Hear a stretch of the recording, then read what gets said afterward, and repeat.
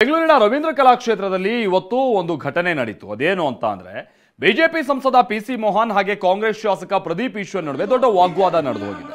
ಕೈವಾರ ತಾತಯ್ಯ ಜಯಂತಿ ಕಾರ್ಯಕ್ರಮದಲ್ಲಿ ಬಿಜೆಪಿ ಕೊಡುಗೆಗಳನ್ನ ಗುಣಗಾನ ಮಾಡಲಾಗ್ತಾ ಇದೆ ಅಂತ ಆರೋಪಿಸಿ ಪ್ರದೀಪ್ ಈಶ್ವರ್ ಆಕ್ಷೇಪ ವ್ಯಕ್ತಪಡಿಸಿದ್ರು.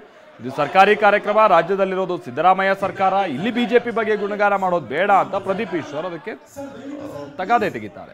ತಿರುಗೇಟು ಕೊಟ್ಟ ಪಿಸಿ ಮೋಹನ್, ನಾನು ಬಿಜೆಪಿ ಸಂಸದ, ಈ ಕಾರ್ಯಕ್ರಮದಲ್ಲಿ ಇರ್ಬೇಕಾ ಬೇಡವಾ ಹೇಳಿ ಅಂತ ಗರಂ ಆದ್ರು. ಕಾಂಗ್ರೆಸ್ ಗವರ್ಮೆಂಟ್ ಇರೋದು ಇದು, ಬಿಜೆಪಿ ಗುಣಗಾನ ಮಾಡೋದು ಬಾಯಿ ಮುಚ್ಚಬೇಕಿಲ್ಲ. ಸಿದ್ದರಾಮಯ್ಯ ಸರ್ಕಾರ ಇರೋ ಸ್ಟೇಟ್ ಅಲ್ಲಿ ನಿಮ್ಮೊಬ್ಬನ ಸರ್ಕಾರ ಅಲ್ಲ. ನೋಡಿ ಸರ್,